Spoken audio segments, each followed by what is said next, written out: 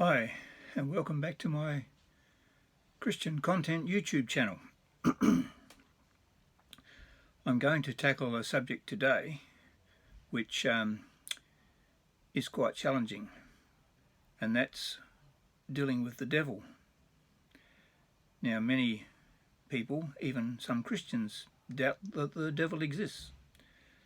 But as C.S. Lewis wrote in the preface of his book called the Screwtape Letters, and I'll just paraphrase what he said. He said, men and women make two main mistakes about the devil. One, they just deny his existence and that such a person or entity even exists. And the other mistake is that people can become obsessed with chasing the devil, finding the devil and a demon under every bush. And so we need to be mindful of those two extremes when we deal with this subject. I, for one, have no doubt in believing that there is a devil, and have had some dealings in trying to deal with that in my life and my family. So I'm going to go through a series of studies, excuse me, and it's entitled The Battlefield. I'm only going to do a short segment each time, but just progressively post them up. So this is the first one. It's called The Battlefield, Our Enemy.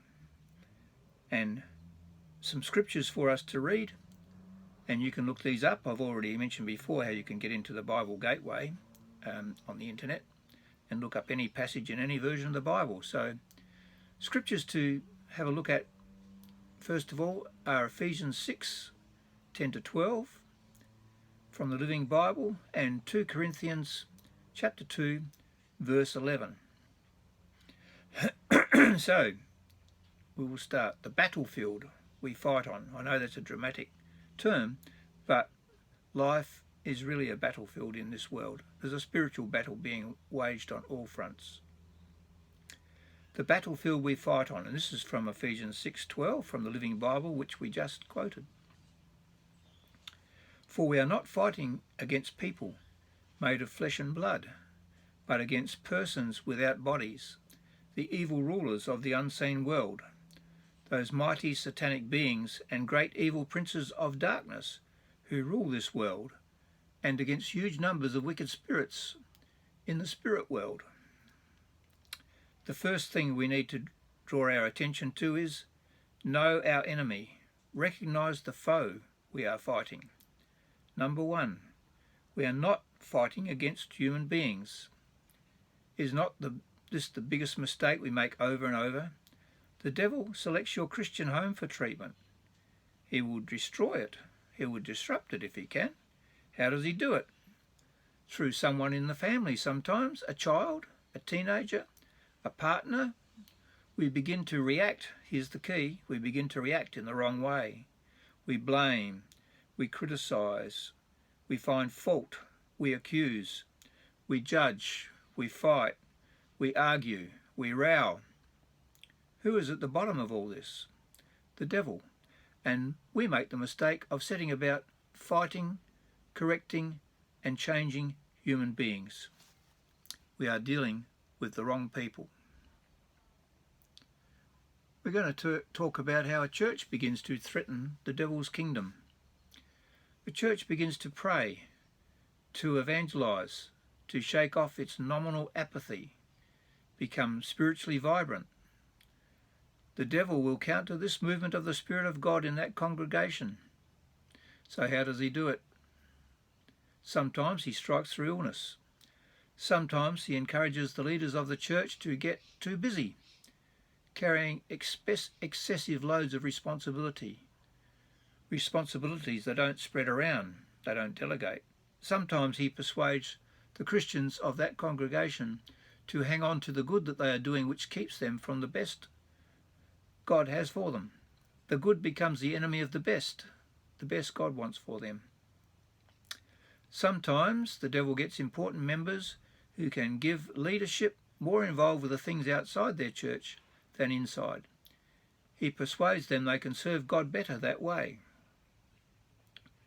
The devil's favourite way of destroying the Spirit of God's working in a church is to get the Christians against each other, manifesting the traits of the devil and not the traits of Christians. The devil sets us up against each other. He gets us gossiping about each other. This is not just in church. He gets Christians stirring up trouble all the time, believing they are standing for the things that are right. He gets Christians arguing and saying unchristian things. He stirs a church against itself until the attitudes and feelings the Christians have for each other come from hell itself. He uses the tongues of Christians to say the things that come from hell itself. Perhaps have a look at James chapter 3 verses 5 and 6. In the Bible, we are warned to recognise the devil when he is at work in our midst, or when he is trying to use individuals. Paul said this in 2 Corinthians 2 verse 11, to keep Satan from gaining the advantage over us, for we are not ignorant of his devices. But many Christians are ignorant. We are not to fall for Satan. We are to recognise him at work in whatever way he may be working. Remember, Satan can use our dearest loved one, the minister, the elders, the most respected church members, and when he does, we should recognise it. But at this point, under no circumstances are we to go wrong. What God has told us, we repeat, we are not fighting against people made of flesh and blood. The person being used by Satan is not the one we fight. We need better insight than to do this. We see who is behind it all, who is engineering the trouble, and we deal with the one who is behind it all. It is with him that our battle is to take place. He is the one we are to overthrow. He is the one we are to bind. When Satan is on the warpath in our midst, in our families, in our groups, our fellowships, our church, let us pick up that fact immediately. And let us deal with him in the only way we can, by using the mighty weapons God has given us. And we read this in 2 Corinthians chapter 10 verses 3 and 5, and I'm reading from the Living Bible. It is true, this is the Apostle Paul speaking, it is true that I'm an ordinary, weak human being, but I don't use human plans and weapons to win my battles. I use God's mighty weapons, not those made by men, to knock down the devil's strongholds. These weapons can break down every proud argument against God, and every wall that can be built to keep from finding him. With these weapons I can capture rebels and bring them back to God, and change them into men whose heart's desire is obedience to Christ. So when the devil is about, use God's mighty weapons. I'm going to stop just there for the moment, and I hope that's given you something to reflect on. Look up those passages, and the next topic will be the battlefield, and we're going to be, well, that's the overall topic, the battlefield, and we're going to be talking about our delegated authority. So thanks for watching, and I'll see you in the next one. God bless you.